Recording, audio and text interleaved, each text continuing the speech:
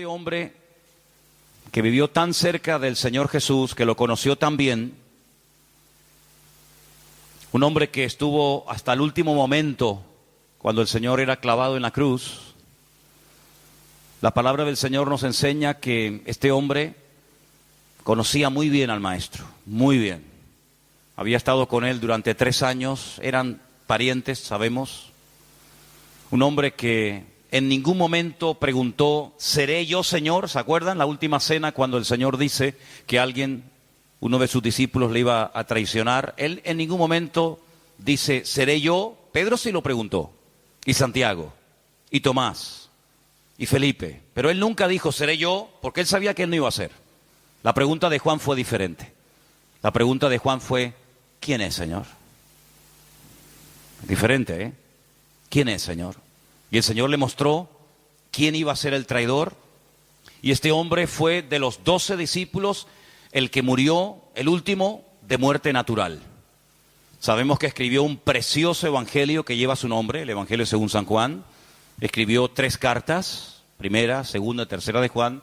Y escribió el famoso libro del Apocalipsis, el último libro del Nuevo Testamento. Pero en primera de Juan leemos cosas muy interesantes que él las dice a creyentes. Y vamos a ver, por ejemplo, la primera. Primera de Juan, capítulo 4, versículo 18, dice el texto, en el amor no hay temor, sino que el perfecto amor echa fuera el temor, porque el temor lleva en sí castigo, de donde el que teme no ha sido perfeccionado en el amor. Es interesante, ¿verdad? Habla del temor. En primera de Juan, capítulo 2, verso 15, dice, no améis al mundo, ni las cosas que están en el mundo. Primera de Juan 1, verso 6, dice, si decimos que tenemos comunión con Él y andamos en tinieblas, mentimos y no practicamos la verdad. Otra cosa muy interesante que Juan dice en esta carta, capítulo 2, versículo 4. El que dice yo le conozco y no guarda sus mandamientos, el tal es mentiroso y la verdad no está en él. Uno más. Primera de Juan 2, verso 9. El que dice que está en luz y aborrece a su hermano, está todavía en tinieblas. Todas estas palabras, todos estos versículos que hemos leído fueron dirigidos a creyentes. Sabemos que Juan le escribió fundamentalmente a creyentes. Creyentes que vivían con una presión social y religiosa y espiritual tremenda, y que en aquel tiempo ya comenzaban a levantarse herejías y falsas doctrinas que querían tirar por tierra las enseñanzas del Maestro. Pero me llama la atención que él dice que en el perfecto amor no tiene que existir temor. Es decir, son dos cosas opuestas. Es como el sol y la luna, el día y la noche, la sal y el azúcar. Dice que en el perfecto amor no puede haber temor. Pero Juan da a entender como que hay creyentes que todavía siguen teniendo miedo. No debería de ser así, ¿verdad que no? Pero la cruda realidad es que hay creyentes que hoy en día viven y tienen miedo. Pero no me refiero miedo a cosas. Como decía el jueves aquí, ¿no? Johnny, que tenía miedo a algunas cosas o tuvo miedo a algunas cosas. Sino que lo peor en algunos casos es que hay creyentes que no solamente le tienen miedos a cosas, sino que le tienen miedo a personas. Hay gente que le tiene miedo al que le paga el sueldo, al patrón, al jefe. Hay gente que le tiene miedo al pastor. Ustedes no, ¿verdad? Hay niños que me tienen pánico. Claro, si les asustan a ustedes, madres, diciéndoles, pórtate bien, que llamo al pastor, el niño cuando viene el pastor parece que viene el conde Drácula a comérselo, ¿verdad? Y los niños se transforman y se quedan quietos porque viene el pastor, viene el coco. Pero la Biblia nos enseña que un verdadero creyente no tiene que tener miedo de nada ni de nadie. ¿Cuántos dicen amén? Porque dice que el Espíritu de Dios que habita y que mora en nosotros no produce ese temor, Luego, si el Espíritu Santo que mora, que vive en nosotros, no produce temor, sino todo lo contrario, ¿cómo es posible que a veces haya gente que se llaman cristianos, que vienen a la iglesia hace años, que conocen la palabra del Señor, que han nacido de nuevo y todavía tienen temor, todavía tienen miedo de cosas y de personas? Llámese pastor, llámese jefe, llámese madre, llámese padre, llámese vecino o llámese como se llame. Después vamos a ver por qué hay algunas cosas que no son normales en la vida de algunos creyentes, pero la realidad es que se siguen dando. No solamente casos de temor, sino que hemos leído en el capítulo 2, verso 15, que en aquellos tiempos y hoy en día había y hay creyentes que todavía tienen apego a las cosas del mundo. Juan es muy categórico en esto, él no claudica, él no dice, bueno, eso es una cosa leve, es una cosa de poca importancia, sino dice, no améis al mundo, ni las cosas del mundo. Pero la realidad es que hay creyentes que todavía siguen amando ciertas y determinadas cosas del mundo. Y ahí usted póngale lo que quiera. Ponga usted el nombre que quiera y no voy a decir yo nada para que nadie se sienta aludido ni vaya a pensar que yo me estoy dirigiendo a esta persona o a aquella persona. La realidad es que todavía hay creyentes que siguen amando ciertas y determinadas cosas del mundo. Cuando él dice y las describe que si alguno ama al mundo, el amor del Padre aún no se ha perfeccionado en ese creyente. Y dice, todo lo que hay en el mundo, no dice lo que hay en el mundo, y podría uno decir, bueno, sí, pero esto no. No, dice todo. Todo lo que hay en el mundo, versículo 16. Y él lo resume en 3 palabras. Los deseos de la carne, los deseos de los ojos y la vanagloria de la vida no provienen del Padre, sino del mundo. Y el mundo pasa y sus deseos. Pero el que hace la voluntad de Dios permanece para siempre. No debería de haber temor en la vida de algunos creyentes, pero los hay. No debería haber apego, ni atracción, ni amor por el mundo y sus cosas, pero a veces lo hay. No deberían, como hemos leído en capítulo 1, verso 6, haber creyentes que todavía andan en tinieblas, porque dice la Biblia que somos hijos de luz. ¿Cuántos dicen amén? Pero la realidad es que a veces hay creyentes que hay un poco de tinieblas y un poco de luz en su vida. Y no pueden compartir una cosa con otra, porque decíamos el otro día, ¿qué comunión puede haber un creyente con un inconverso? Ninguna. ¿Qué comunión puede haber entre Cristo y Satanás? Ninguna. ¿Y qué comunión puede haber entre la luz y las tinieblas? Ninguna. Pero la realidad es que a veces hay creyentes que todavía hay áreas de su vida, llámese pensamientos, llámese emociones, llámese recuerdos, lo que usted quiera poner ahí, que todavía tienen áreas de su vida en tinieblas. Esa es la cruda realidad. ¿Debe ser así? No, pero que los hay, los hay. Áreas de la vida de creyentes que todavía están en tinieblas. Capítulo 2, verso 4, leímos que hay creyentes, no solamente de la época de Juan, sino en la actualidad, que no guardan, que no cumplen, que no practican la verdad que han oído. ¿Y cómo puede hacer eso? Bueno, hermanos, porque cuando usted se convierte al Señor, el Señor no anula su voluntad. ¿Cuántos dicen amén? Usted no se convierte en un autómata, en un robot. Ahora ya no puedo decidir si voy por la derecha o voy por la izquierda, si obedezco o me rebelo. No, su voluntad sigue estando ahí. Y hay momentos en los que la voluntad, el ego, predomina sobre los impulsos del Espíritu, los deseos del Señor. Y a veces usted hace más su voluntad, hacemos a veces más nuestra voluntad que en el fondo la voluntad de Dios. ¿Debe ser así? No. Hay ejemplos en la Biblia de que la voluntad de Dios es que rindamos 100% nuestra voluntad al Señor. Por supuesto que los hay. Pablo decía, ya no vivo yo. Por ejemplo, un versículo, ¿no? Más vive Cristo en mí. El mismo Señor Jesucristo en el huerto de Getsemaní dijo que no se haga mi voluntad sino la tuya. Ejemplos todos los que usted quiera. Pero la realidad, ¿cuál es? Que muchas veces hacemos nuestra voluntad y no hacemos la voluntad de Dios. Y a veces no hacemos la voluntad de Dios porque a veces hay creyentes que ni se preocupan en saber cuál es la voluntad de Dios. Imagínense, terrible. Hemos leído en el capítulo 2, verso 9, que en aquellos tiempos y hoy en día, por supuesto, hay creyentes que aborrecen a ciertas y determinadas personas, incluso a otros hermanos. Porque que usted tenga un rechazo por gente del mundo, hasta ahí lo puedo entender. Pero que usted aborrezca a otro hermano suyo en la fe, la Biblia dice que el que hace eso no ha conocido a Dios. Porque Dios es amor. Entonces la realidad es que hay creyentes que andan todavía en tinieblas, que no practican totalmente la verdad, que no guardan los mandamientos del Señor, que andan en tinieblas, que tienen temores, que aborrecen a su hermano. ¿Y todo esto por qué? ¿Por qué se dan todavía, después de años, estas características negativas en la vida de algunos creyentes? ¿Por qué? ¿No causa esto dolor?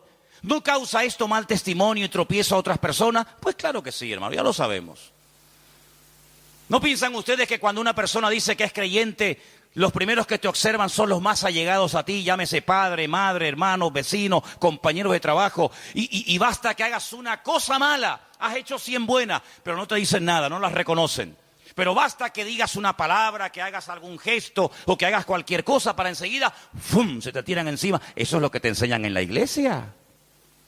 Y tú eres la cristiana. Ay, hermano, están con la escopeta cargada. 100 cosas buenas, nadie dice nada. Basta que contestes mal o que digas cualquier lamamina, hasta tu propia madre, tu propio padre, un hermano en Cristo, que tenía que decir, bueno, hoy por ti, mañana por mí. No te preocupes que tendremos a más de uno recordándonos que en ese momento no actuamos correctamente, no dijimos lo que teníamos que haber dicho, miramos lo que no teníamos que haber mirado, etcétera, etcétera, etcétera.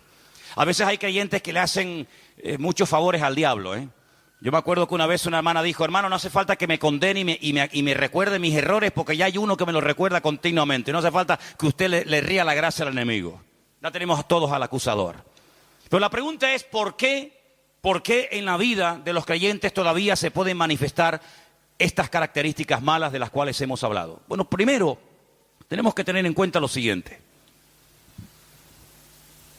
Una cosa es que nosotros hayamos nacido de nuevo y otra cosa es que estemos creciendo y madurando en el Señor. Son dos cosas completamente diferentes. Usted puede haber aceptado al Señor, entregado su vida a Él. Ahora tu nombre está escrito en el libro de la vida, eres un hijo de Dios.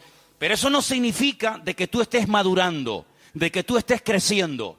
Y podríamos aquí pararnos y hablar horas, poniendo ejemplo tras ejemplo, incluso hasta de iglesias enteras que no habían madurado para el tiempo que tenían.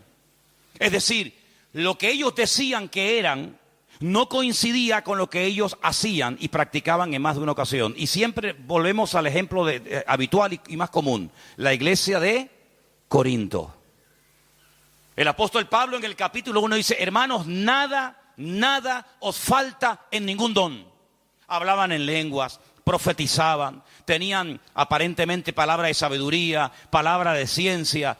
El poder de Dios se movía. Pablo no cuestiona la credibilidad, la autenticidad de los dones. No dice, eso no es de Dios, eso no es de Dios. No, él no cuestiona, él pone orden en los dones que se estaban utilizando mal. Pero él no duda de la autenticidad de los dones. ¿Me explico?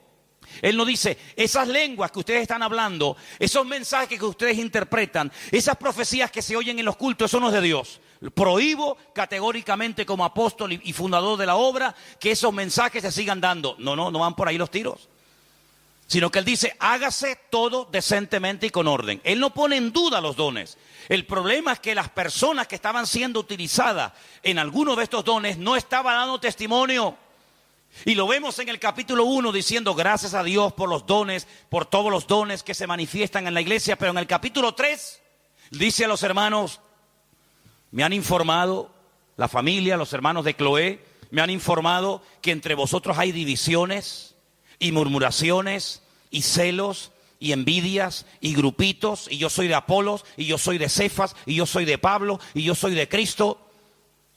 Y uno dice, ¿cómo es posible que una iglesia tan usada, tan bendecida, al mismo tiempo fuera tan carnal? Bueno, porque eran creyentes, pero les faltaba madurez, les faltaban crecimiento. ¿Reconoce usted? ¿Reconocemos nosotros en el día de hoy que nos falta todavía mucho por crecer y por madurar en el Señor, sí o no?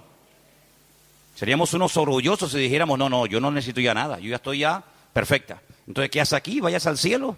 antes que la echemos a perder. No se quede aquí, si está tan bien y está tan perfecta, no se quede porque la vamos a echar a perder, hermana y hermano. Si todavía estamos aquí es porque estamos en un proceso de perfeccionamiento y de cambio. Cuando se le escribe la carta a los hebreos, ¿qué le dice el autor? Hermanos, después de tanto tiempo, todavía tenéis necesidad de leche y no de vianda, no de alimento sólido, porque sois carnales, sois niños. Ya teníais que estar dando y no tanto recibiendo. Y él dice, todavía tenemos que estar enseñando los rudimentos, las primeras cositas de la vida cristiana, cuando ya teníamos que ir adelante a la perfección. Luego, el problema de falta de madurez, el problema de falta de crecimiento no es algo nuevo, es algo que siempre ha sido el talón de Aquiles de la iglesia. La gran debilidad del pueblo de Dios ha sido muchas veces que se produce como una especie de divorcio entre lo que creemos y lo que practicamos, entre lo que decimos y lo que vivimos. Ahí está el gran problema de la iglesia en estos últimos 2000 años.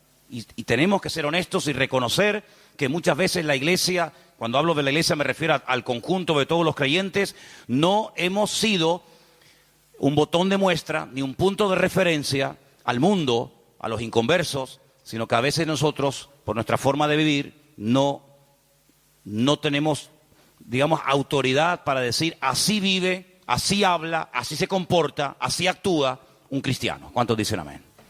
Pero no estamos aquí para sentirnos condenados, sino para recapacitar y decir, Señor, perdónanos y ayúdanos para hacer las cosas decentemente y con orden a partir de hoy. ¿Cuántos dicen amén? ¿Sí? Vamos a leer algunos versículos en esta tarde, porque vamos a ver que uno de los problemas que se da muchas veces en los creyentes que no maduran, que no crecen, que cometen siempre los mismos errores, es por un denominador común. Es decir, no importa dónde te encuentres, no importa la iglesia que le estés predicando, no importa el país en el que vivas, la falta de crecimiento, la falta de madurez tiene como una especie de denominador común, da igual dónde estés. Creo que muchas veces el problema radica en que no terminamos de creernos lo que la Biblia dice que somos. Claro, porque han estado toda la vida machacándose, llámese pastor, llámese padre, llámese madre, llámese marido, llámese como se llame. Te han estado machacando toda la vida y no terminas de interiorizar y de creerte lo que la Biblia dice que eres. Y una de las cosas que la Biblia dice que yo soy ahora, no es que seré en el futuro, sino que soy ahora, es más que vencedor. Eso lo dice la Biblia, pero eso no es una promesa para el cielo. Las promesas no son para el cielo, son para la tierra. En el cielo no da falta fe. Son para ahora, para interiorizarlas, para cambiar la forma de hablar, para cambiar mi forma de vivir y para que mi nueva vida en Cristo no esté dominada por la carne, sino esté dominada por los principios del reino y podamos caminar en victoria y con la bendición de Dios. Y la Biblia dice que somos más que vencedores. ¿Cuántos dicen un fuerte amén? Dígaselo a su hermano. Hermanos, somos más que vencedores. Es una promesa nuestra, es una realidad del tiempo presente. Soy más que vencedor en Cristo Jesús. Ahora, he buscado algunos versículos que tienen una palabra en común. Ahora se van a dar cuenta de cuál es. Por ejemplo, vamos a leer en 1 de Juan 5:18. Y vamos a prestar atención porque nos van a leer esos versículos. Repito, 1 de Juan 5, verso 18. Sabemos que todo aquel que ha nacido de Dios no practica el pecado, pues aquel que fue engendrado por Dios le guarda y el maligno no le toca. Eso es una promesa tremenda, eso es una bomba. ¿Cuántos dicen amén? El maligno no le toca. ¿Y cómo entonces es posible que hay creyentes que están todo el día diciendo lo que el diablo le hizo? Porque hay creyentes que a veces cuando los oyes hablar, hablan más del diablo que de Cristo. Es que el diablo me no sé qué, es que el diablo me tentó, es que el diablo me no sé qué, es que el diablo... Yo digo, nosotros así no hablamos. No es de la forma como hablamos los creyentes en el Señor y menos los miembros de Vida Nueva. Nosotros no estamos haciéndole propaganda al enemigo, lo que me hizo, porque la Biblia dice que el maligno tiene la orden de parte del Señor de no tocarnos. ¿Cuántos dicen amén? Ay, pero entonces hay creyentes que caen y tropiezan y pecan. Porque se habrán separado del Señor, porque habrán bajado la guardia, porque no andan conectados con la fuente. Pero si usted está conectado al Señor, si usted ora cada día, si usted hace la voluntad de Dios, si usted no le da lugar al diablo, el diablo no puede tocarlo. Porque la Biblia dice que mayor es el que está en nosotros que el que viene contra nosotros. Entonces, cuando usted ve por ahí a un creyente que no anda correctamente, que anda torcido, que da mal testimonio, dice, porque bajó la guardia, porque la Biblia dice, no deis lugar al diablo. Y cuando usted le da lugar, él lo toma. Pero la promesa del Señor es que si usted está agarrado a la fuente, agarrado al Señor y a su palabra, el maligno no le toca. ¿Cuántos dicen amén?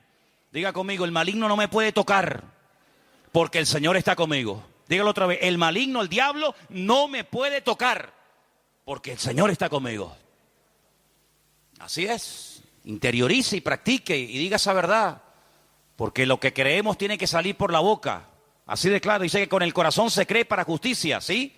Pero con la boca se confiesa que salvación.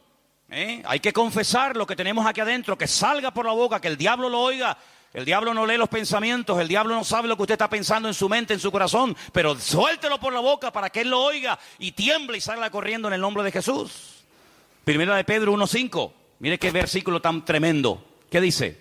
Que sois guardados por el poder de Dios mediante la fe, para alcanzar la salvación que está preparada para ser manifestada en el tiempo postrero. La palabra que usted va a escuchar en estos versículos que van a estar leyendo ahora es la palabra guardados, protegidos. El maligno no nos puede tocar porque estamos guardados, protegidos por el Señor. Ahora dice que la fe que Dios nos ha dado nos guarda. Es como una muralla que nos protege de los ataques del enemigo. Porque dice la Biblia que la fe es el escudo, ¿sí o no? Efesios capítulo 6. Sobre todo, tomad el escudo de la fe. ¿Para qué? El mismo versículo lo dice, para que podáis apagar todos los dardos de fuego del maligno. Cuando usted baja el escudo, ahí le golpea al diablo. Pues no lo baje, no lo levante, no lo tumbe, levántelo y proclame la fe que tiene, proclame las promesas del Señor. Y dice que la fe que Dios le ha dado nos ayuda a combatir, nos ayuda a contrarrestar los ataques del maligno y nos guarda del maligno y nos protege. Judas, la carta de Judas que está antes del libro de Apocalipsis, es una carta muy chiquita, solamente tiene versículos, no tiene ni un capítulo. Vamos a leer 2 versículos, el 1 y el 24 de Judas. 1, Judas 24 también. Judas, siervo de Jesucristo y hermano de Jacobo, a los llamados, santificados en Dios Padre y guardados en Jesucristo. ¿Guardados en quién estamos guardados? Jesucristo. ¿En quién estamos guardados, escondidos? ¿En quién? En Jesucristo. Amigo. Cuando usted quiere guardar algo, pero algo de valor, ¿dónde lo pone? No lo diga porque si lo dice ya no tiene gracia. Pero las cosas de valor se guardan en lugares seguros. Y cuando la gente tiene algo que ya vale mucho, a veces hay gente que va a un banco y alquilan una cajita de esas de seguridad y guardan las joyas o guardan lo que sea en un lugar seguro. Bueno, ¿dónde nos ha guardado Dios a nosotros? En Cristo. Dice que nos ha metido en Cristo, nos ha guardado en el Señor, nos ha guardado en nuestro Dios, para que el maligno no se pueda meter con nosotros. ¿Qué te parece, amigo? Guardados en Cristo. ¿Usted cree que el diablo nos va a sacar de Cristo? ¿Usted cree que el maligno puede venir y sacarnos de Cristo cuando Cristo que dice que está escondido con Cristo en Dios? Imposible. Estamos guardados sobrenaturalmente por la mano del Señor. Y el último texto, Apocalipsis 3:10. Escuche este versículo, es muy bueno y muy actual. Por cuanto has guardado la palabra de mi paciencia, yo también te guardaré de la hora de prueba que ha de venir sobre el mundo entero para probar a los que moran sobre la tierra. Si usted guarda, si usted cumple, si usted practica la palabra de Dios, el Señor se compromete a guardarlo y a protegerlo a usted en paz y en seguridad. Eso dice la Biblia. Es algo recíproco. Usted cumple la palabra, el Señor cumple la suya. Usted guarda los mandamientos del Señor, el Señor le guarda a usted. Luego, en estos versículos que hemos leído, la palabra en común es guardar, guardar, guardar, proteger, con toda seguridad, con la garantía de que el Señor nos va a proteger y nos va a guardar. Por eso, cuando hemos leído los primeros versículos de creyentes que tienen temor, creyentes que no practican la verdad, creyentes que no guardan la palabra, que viven en tinieblas, creyentes que aborrecen a su hermano, es porque no están bien delante de Dios. Porque cuando una persona está bien delante de Dios, se nota. ¿Cuántos dicen amén? El otro día cuando fuimos a ver al hospital a nuestra hermana Carolina, Una de las cosas que a mí particularmente me llamó la atención de todo lo que nos dijo es: cuando oran por mí, al momento lo noto. Así nos dijo, ¿verdad? Y así nos enseñaba los pelos de punta. Cuando oran por mí, al momento lo noto. Bueno, yo puedo decir que cuando yo he salido de viaje, cuando ustedes han orado por mí, yo también lo noto. Pero no se pongan tontitos ni orgullosos, porque también les digo que cuando no oran, también lo noto. Les digo las dos cosas. Cuando ustedes oran por mí, yo lo noto. Pero cuando no oran, también lo noto. Así que si me quieren ver bien, oren por mí, porque ustedes van a ser los primeros en darse cuenta si están orando o no están orando. De hecho, hay personas hoy en día en las congregaciones que no son muy espirituales, no son gente muy comprometida, no llevan una vida totalmente como tienen que llevarla, pero hay tanta gente orando por ese muchacho, hay tanta gente orando por ese chico, hay tanta gente orando por esa familia que se mantiene, pero gracias a las oraciones, gracias a que lo están apuntalando con las oraciones. Pero hermano, no dependa de las oraciones de los demás, de las del pastor, de papá, de mamá, sino dependa usted de su propia relación con Dios. Porque puede ser que un día la persona que ora por ti se olvidó, estaba ocupado o se murió. Pero eso no significa de que tú te vas a caer. ¿Por qué? Porque usted ha aprendido a agarrarse de la mano del Señor. Porque dice una de las promesas más hermosas de la Biblia: yo te sostendré por tu mano derecha de modo que no caigas. Sino que no tienes que tener temor de nada ni de nadie en esta vida. ¿Cuántos dicen amén? Ahora, buscaba un ejemplo en la Biblia de guardar, algo que se guardó con seguridad, algo que se ocultó. Y entonces le dije: Señor, dame un pasaje de la Biblia, porque voy a hablar de cómo tú nos guardas, de cómo tú nos proteges, de cómo el maligno no nos puede tocar, de cómo tenemos una protección sobrenatural. Dame un pasaje, digamos que a través, como yo he dicho muchas veces, ustedes lo saben, a través de lo natural podamos ver la realidad del mundo espiritual. ¿Y saben el pasaje que el Señor me puso en la mente y lo vamos a leer ahora?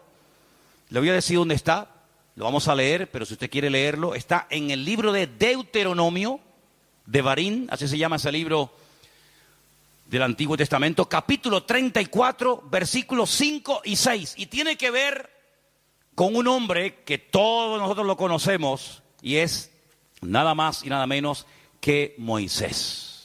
Escuche ese texto, porque es increíble. Cuando yo lo leía decía: Señor, ese es el ejemplo perfecto que yo lo voy a utilizar esta tarde para que los hermanos vean que cuando tú guardas, cuando tú ocultas una cosa, nada ni nadie la puede encontrar. Deuteronomio 34, 5 y 6.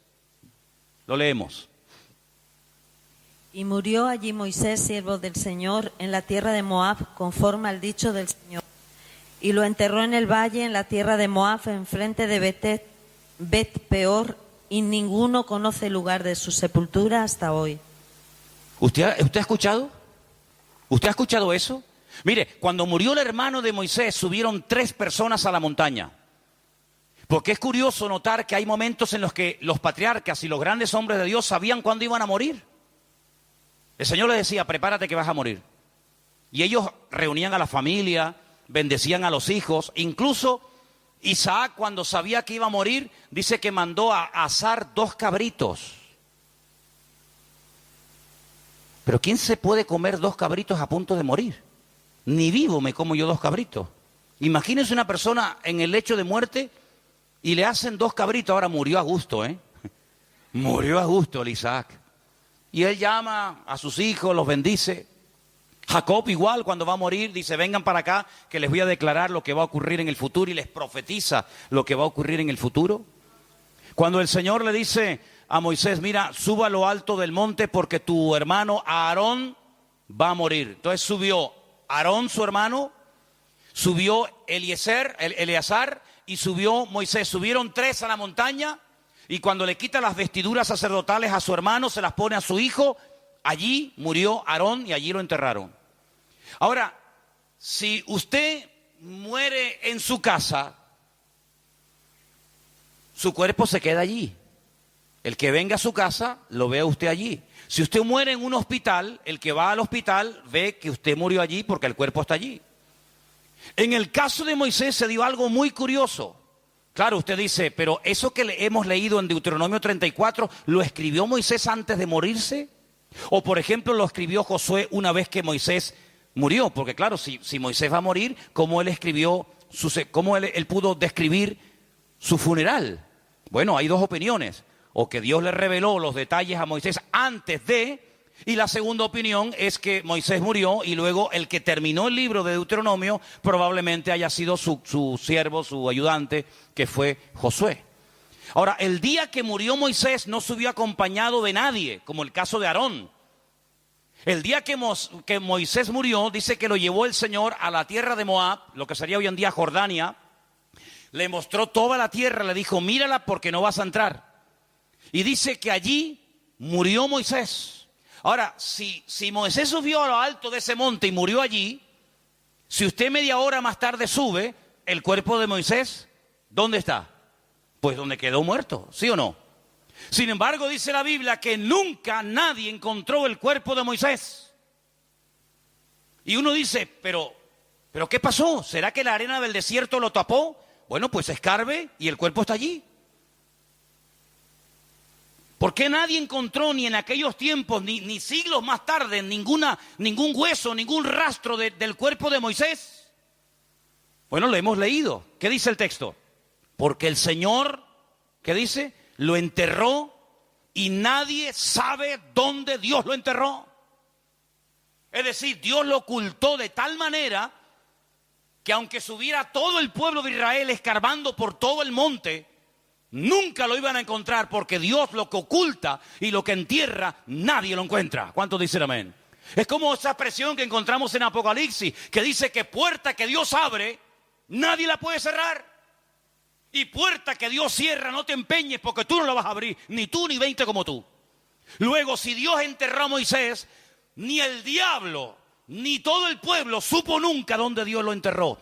Ese es el ejemplo que yo quiero retomar y volver a los textos donde sale la palabra guardados en Cristo, protegidos por Cristo, para que ustedes se den cuenta que si un cuerpo muerto, escúcheme bien esto, si un cuerpo muerto no fueron capaces de encontrarlo, cuánto más usted que está vivo, que ha nacido de nuevo, que está guardado y escondido en Cristo, cuánto más el Señor nos protegerá de los ataques del diablo. ¿Cuántos dicen un fuerte amén? Y denle un aplauso ahora y dígale gracias, Señor, porque ahora entiendo que estoy protegido por la mano de mi Dios. Amén. Estoy protegido por la mano del Señor. Ahora, eso no significa de que el diablo no va a intentar tentarte. Cuidado. Eso no significa de que el diablo no va a intentar meterse contigo, desanimarte, robarte el gozo, robarte la paz, robarte la victoria. Él lo va a intentar. Este es su trabajo. Pero tú también vas a intentar. Y tú también vas a hacer tu trabajo. ¿Cuál es? Interiorizar las verdades, pero no solamente oírlas y decir, amén. Si me preguntan dentro de 3/4 de hora de qué se habló hoy en la iglesia, bueno, que estamos protegidos por el Señor, que a pesar de que podemos tener temor y amar a veces al mundo y esto y lo otro, pero estamos protegidos por la mano del Señor. No, pero yo no quiero solamente que usted lo oiga, que diga amén y que de vez en cuando dé un aplauso y esté de acuerdo con la palabra. Eso está bien, pero ahora tú tienes que vivir, aplicar estas grandes verdades. Porque ahora llegará el momento, y yo te digo algo, hermano, y ustedes lo han podido comprobar seguramente ya. Cada vez que usted escucha un mensaje, de lo que sea, del amor, del perdón, de olvidar el pasado, de poner en práctica una palabra, si usted escucha un mensaje del tema que sea, tarde o temprano, a lo mejor durante la misma semana, o a lo mejor ese mismo día, llegará el momento cuando se te presentará la oportunidad para poner en práctica lo que tú acabas de decir amén en la iglesia, o simplemente fue un mensaje que tú aprendiste, pero no viviste. El enemigo, hermanos, es tremendamente astuto. Y cuando usted está en la iglesia, el diablo está ahí. Pero durante la semana, que la semana es muy larga, y hay muchas historias, y la vida da muchas vueltas. Si no, el pastor ayer habló de que estamos guardados en Cristo, de que si estamos conectados al Señor y practicamos la verdad, y la interiorizamos y la confesamos, el maligno no me puede tentar. Ahora viene el maligno y te trae al hombre más hermoso y encantador de la tierra. Alto. No sé si eso te lo gustan a ti los rubios, los morenos, ya ponle tú. Con dinero, con un buen coche, cariñoso, Si tienes un hijo o una hija, va a ser el más cariñoso con ese niño, aunque después no le importa un pepino, pero ¡ay, qué niño más hermoso! Después le va a molestar hasta cuando el niño dice, pero ahora es hermoso. Ahora llega el momento de la verdad. Ahora llega el momento de decir, a ver si es verdad que el Señor me protege y me cuida. Claro que es verdad, pero de la verdad oída a la verdad practicada hay un eslabón. Es como cuando dicen, no, el hombre viene del mono. No dicen eso, dice que hay un eslabón perdido. Bueno, a veces entre la verdad expuesta, entre la palabra que se ha oído y esa palabra que la vamos a practicar, hay como una especie de eslabón perdido. ¿Y cuál es ese eslabón perdido? La falta de práctica, de manifestar en la práctica la verdad que acabo de escuchar. Es decir, lo que le va a dar crecimiento a su vida no es lo que usted escucha. No. Pero algunos estarán pensando, pero la Biblia dice que la fe viene por oír. Y por oír la palabra de Dios. Bueno, si yo no aclaro y no explico un poco más en profundidad este texto, quiere decir que si usted oye y oye y oye y oye y oye semana tras semana, año tras año la palabra, al cabo de unos años usted tiene que tener una fe que ni el patriarca Abraham le gana. Usted sabe que en internet usted puede poner hoy en día la Biblia hablada. Algunos la tienen en el móvil, ¿sí o no? Ya son tan vagos que ni la leen, que la lea otro. Mateo 24, la pongo y estoy viendo cualquier cosa, pero me está diciendo Ya. Entonces, cuando usted pone la Biblia hablada a las 8 de la mañana y se acuesta a las 12 de la noche, usted ha oído un montón de horas la Biblia. Quiere decir que cuando usted se va a la cama, se va con una fe. Bueno, tiene que ensanchar la cama, tiene que comprarse un colchón más grande porque no le va a caber la fe en la cama. ¿Quiere decir eso la Biblia? No es realmente así. Uno de los pocos verbos que en la Biblia son polivalentes, es decir, que tienen una doble traducción, optaron por esta, pero a mí me gusta más la otra, es que la palabra escuchar o el verbo escuchar es exactamente el mismo verbo que obedecer. Luego, obedecer y escuchar se dice exactamente igual. Eso quiere decir que cuando la Biblia dice la fe viene por oír, usted quite la palabra oír y ponga escuchar. O ponga la palabra obedecer, que es mejor todavía. La fe viene por obedecer la palabra de Dios. Es no solamente oír, porque oír no cuesta nada. Un inconverso pasa por la calle o una persona entra por primera vez a un culto y escucha una predicación, la escuchó, pero no la vive, no la practica. Eso es el gran error que muchos creyentes cometen, que no practican. Y como no practican la palabra, no crecen. Y son los creyentes que tienen temor, los que andan en tinieblas, los que son incapaces de cumplir con la palabra, los que son incapaces de amar al prójimo o a quien sea. Son creyentes, sí, pero como no practican, como no viven la palabra, simplemente son oidores, y la palabra que se oye tarde o temprano se termina olvidando, ¿sí o no? Pero es la palabra que se practica, aunque sea en una pequeña porción. La palabra que usted oye y la practica, esa es la palabra que produce fruto y crecimiento en su vida. Por eso dice la Biblia, si oyereis hoy su voz, no endurezcáis vuestros corazones. Es decir, si hoy el Señor me está hablando en una línea, quiere decir que el Señor me está preparando para lo que va a venir durante esta semana. Si el Señor la semana pasada me habló en otra línea, en otro tema, quiere decir que puede ser que durante la semana ya el Señor me está preparando para las tentaciones, para las circunstancias que me pueden afectar a lo largo de la semana. Usted puede comprobar esto cada semana, hermano. Usted puede comprobar que cuando se habla de paciencia, a lo largo de la semana vendrán oportunidades donde usted va a tener que tener mucha paciencia para aguantar eso. Cuando se habla de fe, usted se va a dar cuenta de que vienen circunstancias en las que va a tener mucha necesidad de fe para poder echar para adelante ese problema que tienes. Y así en todos y cada uno de los temas que usted escucha.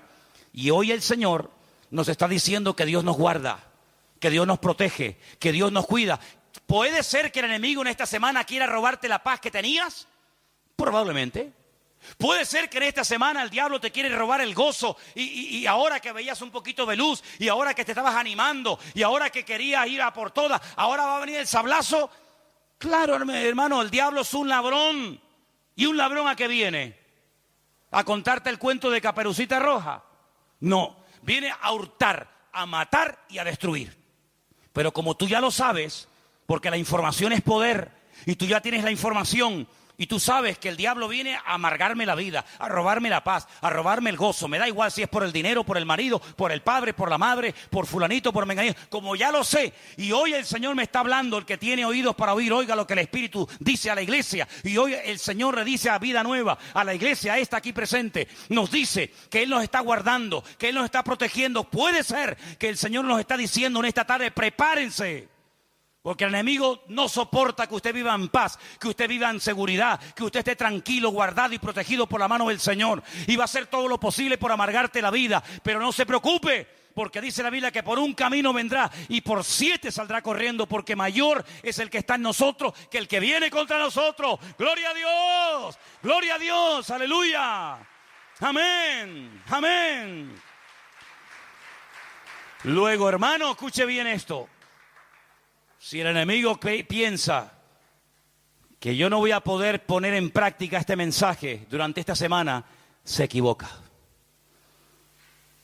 Porque la victoria no depende de mi estabilidad, la victoria no depende de mi estado de ánimo, gracias a Dios. La victoria depende de Él. Es su victoria, no es mi victoria, es su victoria la que yo aplico a mi diario vivir. Un día usted puede estar animado, otro desanimado. Un día puede estar más alegre, otro día menos alegre. Pero es que la victoria no depende de eso, de su estabilidad emocional. La victoria depende de alguien que venció al diablo una vez y para siempre. Y por eso cuando se declaran las promesas del Señor, no son quizás, tal vez, a lo mejor. No. Todas las promesas del Señor son sí y amén en Cristo Jesús. El que duda es usted, la palabra, la promesa no duda. Por lo tanto, si la palabra es segura, si la palabra dice que es como una antorcha que alumbra en medio de la oscuridad de la noche, lo que yo tengo que hacer es decir, Señor, yo no quiero vivir según mi estado de ánimo, porque entonces voy apañado. Yo no quiero vivir según mis emociones o mis sentimientos, porque son fluctuantes, soy cambiante. Y la Escritura dice, y termino, no seáis como niños fluctuantes llevados por el viento de un lugar para otro. Dice, y el que pida que no dude, porque el que duda es como la ola que entra, y la ola que entra nunca más se ve. Esa ola entró y murió. Pero el creyente no es así. El creyente puede tener estabilidad emocional, puede tener equilibrio interior, puede tener paz 24 horas al día. ¿Por qué? Porque no depende de su estado de ánimo, ni de sus emociones, ni de sus sentimientos, sino depende de una victoria que se obtuvo hace 2000 años, pero que perdura por la eternidad, y es la victoria del león de la tribu de Judá. A Él la gloria, a Él la honra, por los siglos de los siglos, amén. Aleluya, gloria a Dios. Apláudale fuerte al Señor en esta tarde, hermano. Bendito sea mi Dios, bendito sea, Señor, aleluya, aleluya. Algunos, ¿y por qué? ¿Y ahora por qué? ¿Y por qué? ¿Sabes por qué? Porque todo eso que para ti es por qué, por qué y por qué. Son exámenes, ¿no te das cuenta? ¿No te has dado cuenta ya, con la edad que tienes? ¿Y ahora por qué me dice que me van a echar del trabajo?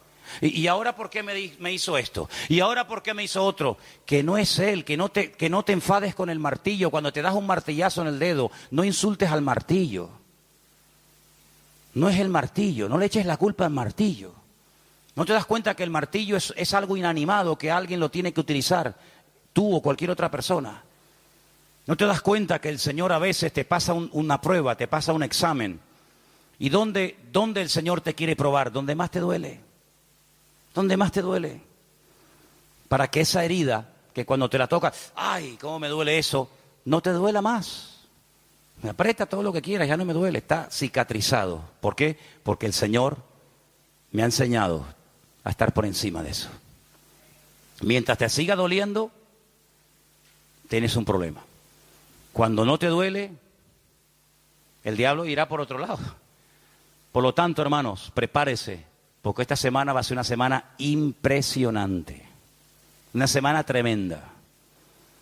El diablo tiene que estar temblando. Después de un culto de domingo a la tarde, que es el culto que hacemos nosotros aquí, los hermanos del puerto los domingos a la mañana, después de un culto de domingo, el diablo tiene que estar asustado. Si yo fuera el diablo, yo estaría asustado. Porque si todos ustedes en esta semana han interiorizado estas verdades y las proclaman y las practican, el diablo se va a tener que ir de Tenerife. Se va a tener que ir, no sé, a una isla perdida por ahí por el océano. Porque dice, yo con esta gente no puedo. Cuando no me dan por un lado, me dan por otro. Cuando no es a través de la oración, es a través de la confesión de la palabra de Dios. Hermano, quiero que cierre sus ojos en este momento ahí donde está. Y le diga al Señor, gracias, porque en esta semana se me van a presentar tremendas oportunidades para que yo vea y descubra la grandeza de mi Dios. Porque así como el enemigo tiene su agenda, y así como el enemigo intentará robarme la bendición, yo le digo, ya el Señor tiene preparada la bendición para mañana, para el martes, para el miércoles, para el jueves y para cada día de la semana. Ya la bendición está preparada. Las órdenes están dadas en la presencia del Señor para que tú vivas esta semana en victoria y en bendición. El enemigo que utiliza lo natural, el dinero, el dueño, fulanito, menganito, pero el Señor utiliza su presencia, su persona, y Él dice, yo soy. No temáis, no temáis. Shalom Alejem, manada pequeña, no temáis. Yo soy el primero y el último, el que estuve muerto, mas he aquí que vivo, por los siglos de los siglos, amén. El que tiene las llaves de la muerte y del Hades, el que abre y ninguno cierra, el que nos guarda y nos protege, a Él sea la gloria. Señor, gracias te damos en esta tarde, Padre Santo, Padre bueno, por estas verdades de tu palabra. Señor, que en esta semana veamos cómo tú nos guardas.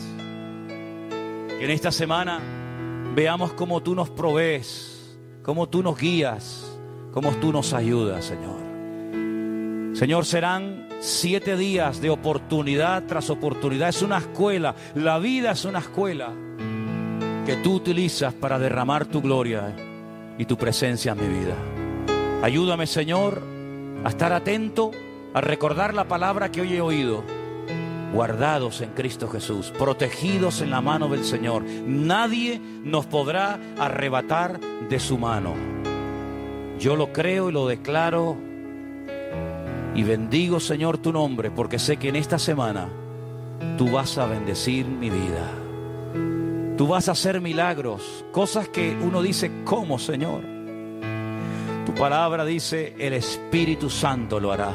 Porque lo que es imposible para los hombres es posible para Dios. Y yo te pido, Señor, que en esta semana lo que es imposible desde el punto de vista humano se haga realidad desde la autoridad de mi Dios. Señor, métete en mi casa, métete en mis estudios, métete, Señor, en mi mente, métete, Señor, en todas las circunstancias de mi vida. Y como hemos cantado, el Señor es mi pastor y nada me faltará. Aleluya. Que no decaiga nuestra fe y que a lo largo de esta semana podamos verdaderamente pasar de la teoría a la práctica y crecer y madurar y seguir avanzando en el nombre del Señor. En tu nombre, Jesús. Amén y amén. Nos ponemos de pie, queridos hermanos. Me gustaría que volviéramos a cantar ese Salmo 23. El Señor es mi pastor, nada me faltará. En lugares de delicados pastos me hará descansar. Algunos tal vez necesitan un poquito de descanso, ¿sí o no? Qué bueno es el Señor. ¿Cuántos dicen amén? Aleluya. Quiero que en esta noche pasemos aquí adelante. Yo sé que tal vez no hay espacio para todos, pero vamos a acercarnos. Aquí juntos. Aquí, hermanos, aquí delante de la plataforma, arrímense lo más que puedan. ¿Así? Eso es. Aquí delante vamos a orar y pedir al Señor que en esta semana el Señor nos guarde, que el Señor nos proteja, que el Señor nos ayude no solamente a dar testimonio, sino que también podamos en todo momento estar tranquilos, sabiendo que mi mano o la mano del Señor está sobre mi vida, que mayor es el que está con nosotros que el que viene contra nosotros. Puedes perder una un día un partido, los mejores equipos que ganan ligas y campeonatos, a veces pierden partidos, ¿sí o no? Uy, perdió el equipo con un equipejo. ¿Cómo es posible que este equipo tan bueno, con jugadores tan buenos, perdiera hoy el partido? Es que a veces hay que perder en la vida para aprender algo, ¿sabes? Y puede ser que a lo mejor hayas perdido algo, pero eso no significa de que estés solo. Puede ser que un día lloraste, pero ¿sabes? Si lloraste, es para que valores más el gozo del Señor. Porque la Biblia no dice bienaventurados los que ríen, pero la Biblia dice bienaventurados los que lloran. ¿Sí o no? La Biblia no dice bienaventurados a los que todo le va bien. Eso no dice la Biblia. Pero la Biblia dice bienaventurados los que padecen persecución por causa de la justicia, porque de ellos es el reino de los cielos. Luego a veces hay circunstancias que uno como ser humano, porque no dejamos de ser polvo y carne, uno dice, ¿por qué? ¿Por qué, Señor? Y dice la Biblia que el Señor a veces se ríe como diciendo, pobres cachorrillos, pobres cachorrillos. Tranquila, relájate. Todo está bajo control. Todo está bajo control. Para poder valorar una victoria, tienes que tener una situación difícil, porque si no, ¿cómo sabes que has obtenido una victoria? Para poder hablar de un Dios que sana, tendrás que estar un día enfermo. Si no, ¿cómo sabes si Dios sana o no sana? ¿Verdad? Luego, todo tiene un propósito en la vida. Y por eso a veces, uno que tal vez no tiene el suficiente crecimiento, se desanima, se pone a decir tonterías, porque usted sabe que cuando uno está desanimado empieza a decir tonterías, ¿sí o no? ¿Usted ha dicho tonterías? Mire, hay dos momentos en la vida de un cristiano que uno para de decir tonterías. ¿Saben cuándo es? Cuando uno está desanimado o cuando uno está enfadado. Mira que se dicen tonterías cuando uno está enfadado, ¿eh? Después te pones a pensar y dices, yo dije eso. Que tú lo dijiste. Estabas enfadado, dices tonterías. Estás desanimado, dices tonterías. Pero damos gracias al Señor de que nuestro Dios nunca se enfada contigo. Porque Dios es inmutable. Dios no está un día alegre, otro día triste, hoy estoy contigo. Dios es inmutable, siempre está igual. Eso quiere decir que la victoria no depende de ti, la victoria depende de Él. Toma la mano de la persona que está a tu lado si quieres. Ora por él, ora por ella. Bendícelo, bendícele. A veces estamos muy pendientes de que Dios me hable, Dios me bendiga. Está bien, no hay nada malo en eso, hermanos. Pero a veces bendiciendo, uno es bendecido. Y yo creo que hay personas aquí que tienen que comenzar más a bendecir. Porque cuando tú comiences a bendecir, te olvidas de ti mismo, te dejas de mirar el ombligo, te dejas de mirar a tus problemas. Cuando tú bendices y das, y das, y das a los demás, te olvidas de que no habías comido, te olvidas de que... Te olvidas. Y a veces estamos demasiado pendientes en mis cosas, mi vida, mi casa, mi marido, mis hijos, mis estudios, mi coche, mi casa, Hermanos, no se mire tanto usted mismo. No estás en esta vida para mirarte a ti, estamos en esta vida para hacer la voluntad de Dios. Así que bendiga al que está a su lado. Señor, diga, Señor, bendiga a mi hermana, su familia, su casa, sus hijos, su trabajo, sus estudios, si los tuviera. Bendigo, Señor. Bendigo en el nombre de Jesús. Y lo que tú me has dado lo comparto, Señor. Porque dando se recibe. Y porque para recibir hay que dar. Padre, en el nombre de Jesús nos bendecimos los unos a los otros en esta noche. Y declaramos que el Señor es nuestro pastor. Y que nada nos faltará. Oramos por los hermanos aquí presentes y por los que verán este culto desde muchas naciones del mundo. Oramos por nuestro hermano Adolfo y su esposa, los hermanos que nos están viendo en Israel. Oramos por nuestro hermano Adán en Estados Unidos. Oramos por tantos y tantos hermanos creyentes, hijos de Dios. Señor, que quieren agradarte, que quieren crecer, que quieren madurar, que quieren aprender de tu palabra, sana doctrina. Bendíceles. Señor, y en el nombre de Jesús, guárdanos del maligno durante toda esta semana. Llévanos de gloria en gloria. Llévanos de victoria en victoria. Llévanos de...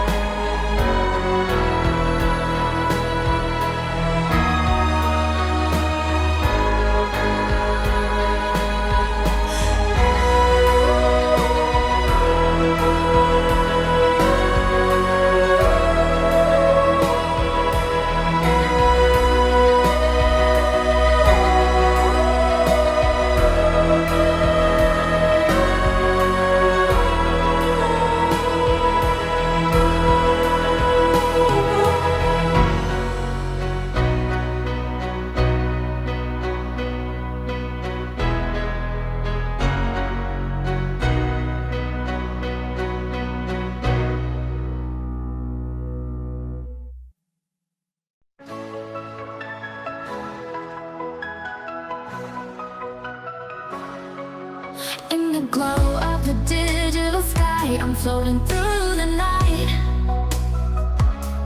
lost in a sea of melodies where shadows take flight. Ooh, with every beat that pulses, I feel you deep inside, in this electro wonderland where our hearts collide. Ooh, colors blend with feelings as the rhythm sets me free. Every note a whisper, every beat, you and me. Electric heartbeat, innocent waves, feel you near in the pulsing haze. In this pop world where we unite, your love's a rhythm in my life.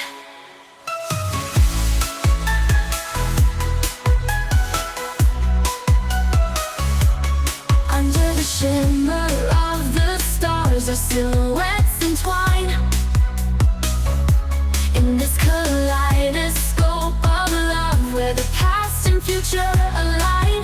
Ooh, with every step I take, I feel your presence strong. In this digital symphony where our hearts belong. Ooh, colors blend with feelings as the rhythm sets me free. Every note a whisper, every beat, you and me. Electric heartbeat, innocent waves, feel you near in the pulsing haze. In this pop world where we unite, your love's a rhythm in my life. In the silence between the beats, I find your voice. In the flicker of the lights, I see your choice. Together in this dream we'll never fade. Ooh, in the echoes of our love we'll always stay. Ooh, electric heartbeat, innocent waves, feel you near in the pulsing haze.